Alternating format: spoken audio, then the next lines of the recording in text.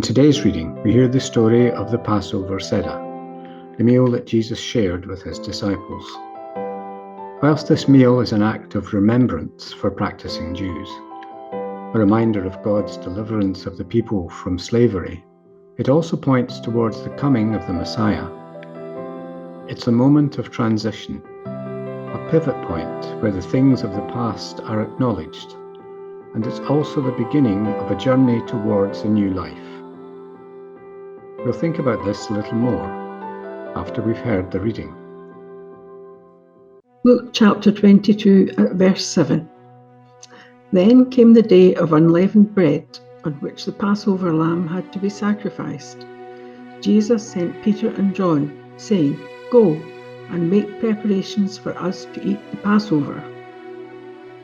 "Where do you want us to prepare for it?" they asked.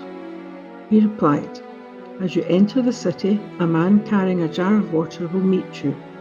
Follow him to the house that he enters and say to the owner of the house, 'The teacher asks, where is the guest room where I may eat the Passover with my disciples?' He will show you a large room upstairs, all furnished. Make preparations there." They left and found things just as Jesus had told them, so they prepared the Passover. When the hour came, Jesus and his apostles reclined at the table. And he said to them, "I have eagerly desired to eat this Passover with you before I suffer. For I tell you, I will not eat it again until it finds fulfillment in the kingdom of God." After taking the cup, he gave thanks and said, "Take this and divide it among you. For I tell you, I will not drink again from the fruit of the vine until the kingdom of God comes." And he took bread, gave thanks, and broke it, and gave it to them, saying, "This is my body, given for you. Do this in remembrance of me."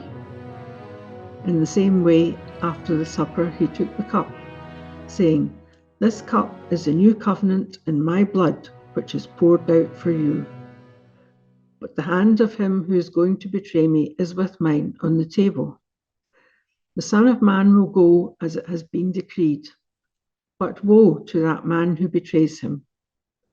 They began to question among themselves which of them it might be who would do this.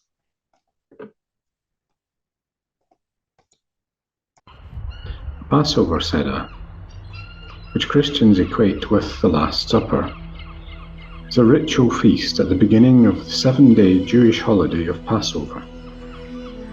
The Seder itself is based on the biblical verse which commands Jews to retell the story of Exodus from Egypt. Seder customs include telling the story, discussing the story, drinking 4 cups of wine, eating matzah, partaking of symbolic foods, and reclining in celebration of freedom. The Seder is among the most commonly celebrated Jewish rituals, performed by Jews all over the world. It's integral to Jewish faith and identity. As explained in the text read at the time, if it were not for the divine intervention, the Exodus, the Jewish people would still be slaves in Egypt. Therefore, the Seder is an occasion for praise and thanksgiving, and for rededication to the idea of liberation, to freedom.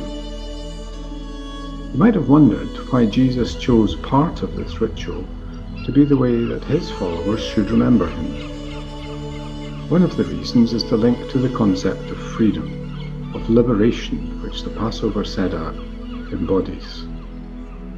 For the Jews, it marked their escape from slavery and the beginning of their final journey to the Promised Land. Jesus obviously knew this and used this final meal to mark a greater transition that was about to take place for all people on earth. What Jesus was about to do, to sacrifice himself for us, was difficult for him and remains difficult for us to understand. Understanding this act can only come through faith, through a belief in the way the universe works, the way that it was made. There is deep within all of us a sense that things are not as they should be.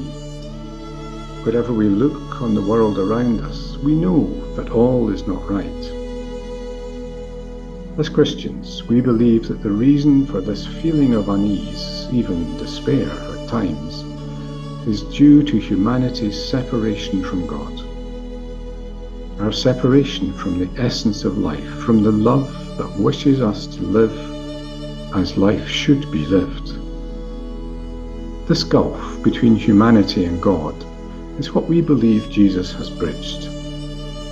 The wound in our relationship with God is healed through Jesus dying and coming back to life. Knowing this gives us a sense of peace, a sense of assurance that no matter what may turn up on our life path, we belong in God's love. We are surrounded by it. The sense of belonging in the vastness of the universe is immensely comforting. People challenge us for this way of thinking, while at the same time are prepared to become emotionally invested in epics like Lord of the Rings. The fight depicted in many of these legends is the fight between good and evil, between bad and good. We accept that this battle is an inherent part of living. Watching the stories unfold on the big screen, we feel the hairs on the back of our neck stand up. The sacrifices made by the characters feel real, don't they? So here's the thing. We believe that in real life, Jesus took on this battle. To defeat evil, he sacrificed his humanity and then defeated death. In mirroring part of the Passover Seder as the way we should remember him, Jesus is saying something much more than remember me when I'm gone. The Seder isn't a wake. It was the very first step of a new beginning. That meal in Jewish tradition begins a period of 49 days leading up to the festival of Shavuot, similar in some ways to the Christian harvest Thanksgiving. The Passover Seder marks the first small step along the way to new life. In Jewish tradition, Passover stands for physical liberation, and Shavuot stands for spiritual liberation. In accepting the communion of bread and wine on this Maundy Thursday, we accept the movement from old to new. We move across the threshold of the door that Jesus holds open for us. The Last Supper marks a new beginning, a new way of living that must first see the death of death itself. Tomorrow, Good Friday, is a difficult day to comprehend, and it will pose many questions for us all.